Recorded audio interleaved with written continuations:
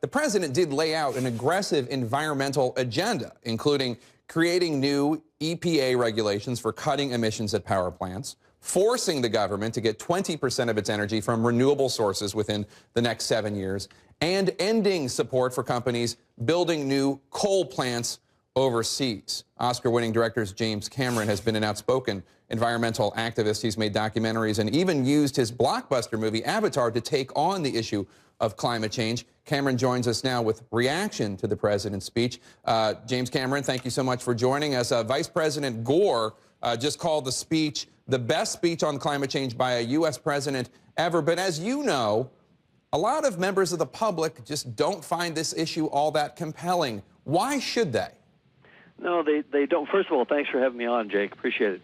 No, they don't. And, you know, look, it's tough economic times, and, you know, people want to pay the mortgage or the rent, you know, they want a job.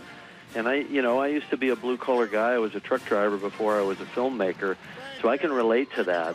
But I think people have to appreciate that you can't have a healthy economy, you know, in an overheated world. The world that our kids are going to live in, you know, you're going to have very high food prices. You're going to have low crop yields because of higher temperatures and extreme weather, changing precipitation patterns. I mean, it's going to be very chaotic, and that's going to drop right to the bottom line of the economy, and it's going to drop right to the bottom line of national security. I mean, we're talking about a very, very, you know, a huge test to the American people that's coming up as a result of climate change.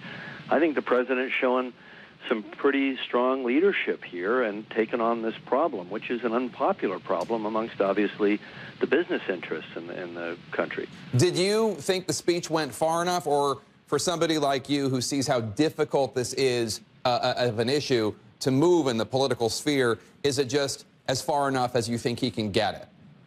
I think it's a great opening salvo. I think it was comprehensive. I felt he defined the problem in clear language. He didn't waste time on what he called the debate with the Flat Earth Society, because, you know, as far as I'm concerned, the science is unequivocal.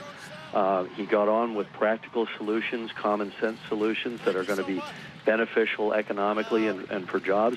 I thought it was a very strong speech. I think it was as far as he can go at this stage. And obviously there's going to be a huge backlash from the right and from special interests. And it's going to be a battle just to accomplish what he's set forth. But it's a great opening round. When you talk about special interests, one of those interests is coal. Mm-hmm. And there are a lot of people, blue-collar people, working people, who depend on coal. What's your message to them? President Obama seems to think that coal is a major problem. A lot of environmentalists do as well. Yeah, well, coal is a pretty serious problem because it's our dirtiest source of power, and we're going to have to change. And, you know, there was nothing in his speech specifically about pricing carbon, but essentially you are pricing carbon if you're going to go after emissions from dirty coal plants. I think, you know, that we have to do what's in the common good, not just for the country but for the world at large, and we've got to phase out coal. It's that simple.